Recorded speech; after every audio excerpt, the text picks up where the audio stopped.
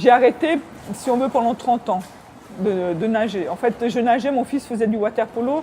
Donc quand il allait à la piscine, pour occuper le temps, je nageais un peu, je faisais 1000 mètres, 1500 mètres, mais vraiment sans aucun effort ni rien. Après, quand j'étais en Italie, pendant une année, en fait, j'ai quelqu'un qui est venu me chercher parce qu'elle voulait monter un groupe master. Donc j'ai fait une année où je me suis un peu plus entraînée, où j'ai fait une compétition master. C'était en 2004, je pense. Mais après, les gens ont commencé à se prendre trop au sérieux. Ils critiquaient si on ne venait pas à l'entraînement et tout. Et ça, c'est quelque chose que je ne voulais pas.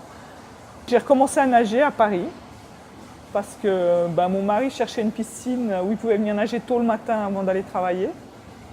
Et comme on n'habite pas très loin du CNP, il a trouvé le CNP. Il a commencé à nager le matin. Il a trouvé le club très sympa, des gens très sympas.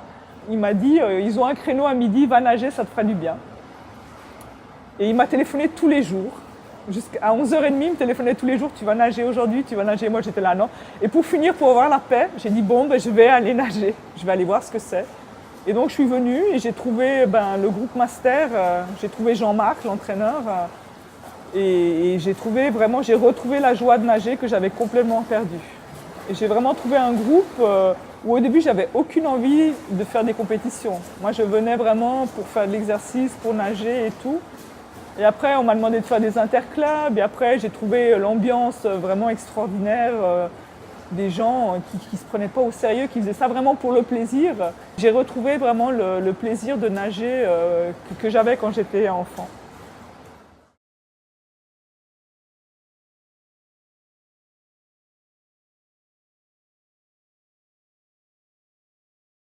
Alors c'est drôle parce que moi quand je suis arrivée en master, je ne savais même pas que les records du monde existaient, je ne savais pas ce que c'était les catégories d'âge ni rien. Donc j'ai vraiment découvert un monde complètement nouveau et des gens extraordinaires. Parce que c'est vrai qu'on voit des gens de 90 ans qui nagent. Mais les sensations, avant mes premières courses, je retrouvais le nœud au ventre, c'est assez drôle, c'était assez étonnant. D'ailleurs je me disais mais pourquoi, c'est juste une compétition master, pourquoi tu es comme ça? Et je pense qu'on a toujours envie de bien faire en fait, même si on est en master, quand on s'est entraîné, on va à une course, on a envie de bien faire la course. Donc automatiquement, on a un peu l'adrénaline qui monte, les sensations. Et c'est vrai que tout d'un coup, arriver à une course et faire un record du monde master, c'est juste fou quoi. On se dit, mais c'est incroyable quoi, c'est des sensations qui sont très très fortes aussi. Si, oui, ça c'est assez drôle parce que je pense que c'est quelque chose qu'un nageur d'élite garde quelque part dans ses gènes. On sait si on a bien nagé ou pas. On retrouve très rapidement les sensations, le rythme et on arrive à régler ses courses. La mémoire des années d'entraînement revient très rapidement dans les muscles en fait. Et je peux dire, même des fois, je fais des 25 mètres à l'entraînement et Jean-Marc me dit, t'as fait quel temps? Et je peux lui dire le temps que j'ai fait.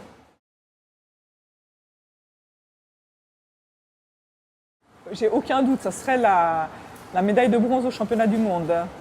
J'ai fait en 86, donc on était à Madrid, qui est la ville natale de mon père. Et je pense que c'est la première compétition internationale où mes parents sont venus. Parce qu'il y a vraiment une histoire. Mon père a fui l'Espagne pendant la guerre civile et tout, donc il n'a pas pu retourner en Espagne tant qu'il y avait Franco au pouvoir et tout. Et là, tout d'un coup, des championnats du monde en 86 à Madrid, sa ville natale.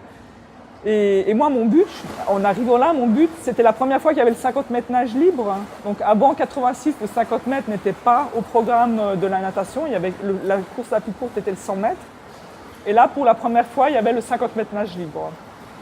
Alors moi, j'étais toujours très connue parce que je nageais très vite jusqu'à 75 mètres et je craquais complètement les derniers 15 mètres. Le 50 mètres, pour moi, c'était vraiment une opportunité incroyable. Donc on a vraiment préparé le 50 mètres et mon but, c'était d'arriver en finale, donc de me classer parmi les 8 meilleurs nageurs au monde. Sachant que les Américaines sont très très fortes dans cette course parce que pour eux, c'est une histoire, le 50 mètres a toujours existé dans leur compétition. Et donc j'arrivais un matin aux éliminatoires, je fais le 3e temps des éliminatoires. Donc j'arrive en finale, qui était mon but, mais avec le 3e temps. Donc tout d'un coup, les gens commencent à parler de médailles. Et là, oh mon Dieu, une médaille et tout. Et là, Et là, je me rappelle toujours parce que mon père, il me dit « Mais non, mais de toute façon, même si tu arrives 8e, on s'en fiche, c'est génial, c'est super. » Et donc, je suis allée à ma finale et j'avais aucune pression, quoi. J'avais rien à perdre, rien à perdre. Et je savais que mes parents, ils étaient là. Et c'était... Et quand j'ai touché, que j'ai vu que j'étais 3e, c'est juste fou, quoi. Même, je pense qu'aujourd'hui encore, si je regarde la vidéo de ma course, j'en ai les larmes aux yeux.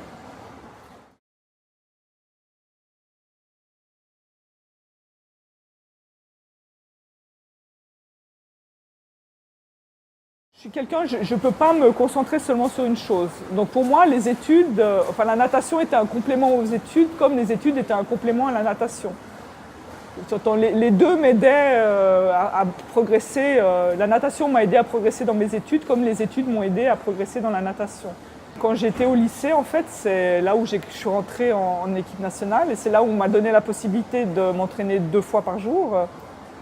Mais j'avais aucun aménagement d'horaire. Je me levais à 5h30 le matin, j'allais nager, je sortais, je faisais le petit déjeuner, j'allais à l'école en plein temps jusqu'à 4h30.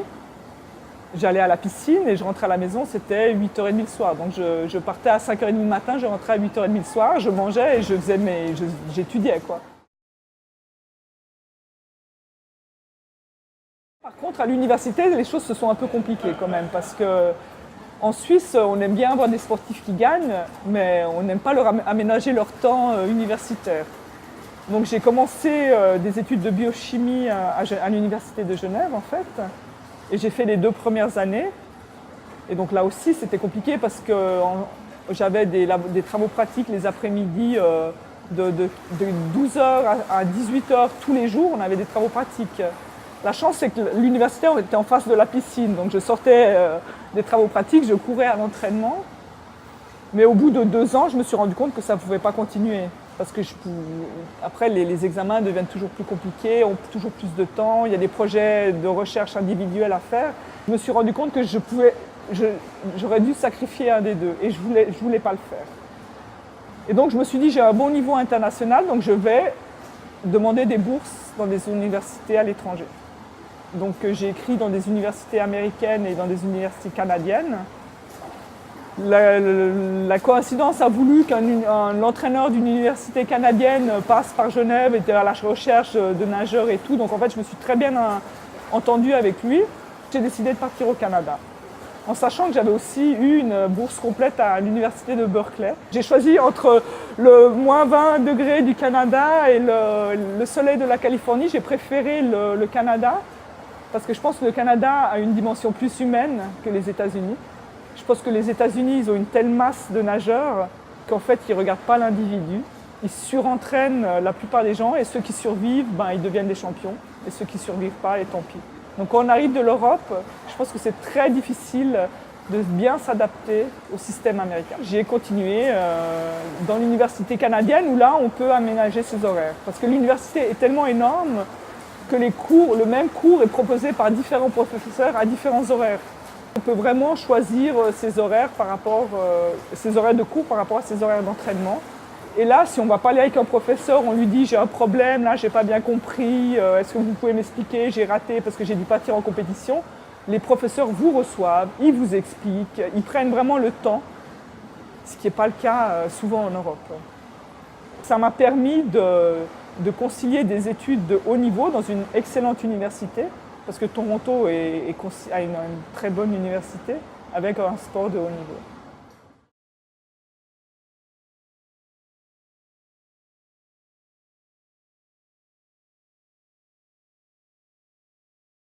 Moi, je pense que ça a un impact fondamental parce que je pense qu'en Europe, si on veut poursuivre une carrière universitaire, c'est très compliqué de faire du sport de haut niveau.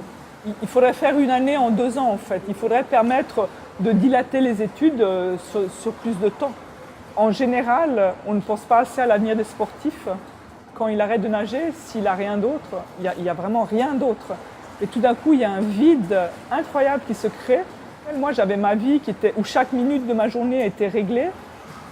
Tout d'un coup, j'ai fini l'université et la natation en même temps. J'avais plus rien à faire toute la journée. Et c'est terrible. On a l'impression qu'on ne sert plus à rien.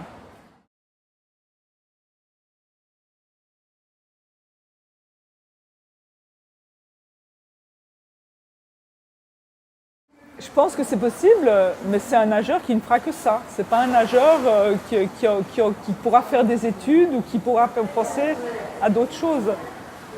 Et c'est possible si la mairie de Paris donne la possibilité d'accès aux piscines aussi. On voit de plus en plus en France que si un nageur ne fait pas partie d'un pôle, il peut progresser difficilement.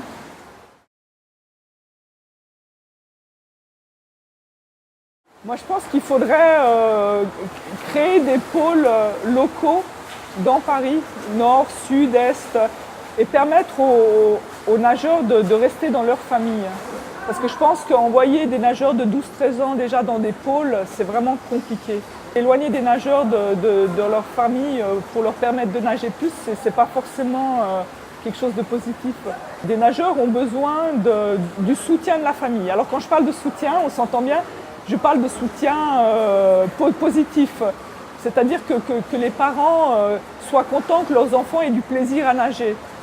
Je suis contre les parents qui chronomètrent leurs enfants, qui connaissent tous les temps par cœur, qui veulent stimuler leurs enfants et tout. Je pense qu'il faut stimuler les enfants de façon positive, en étant toujours positif, même quand il y a une mauvaise performance.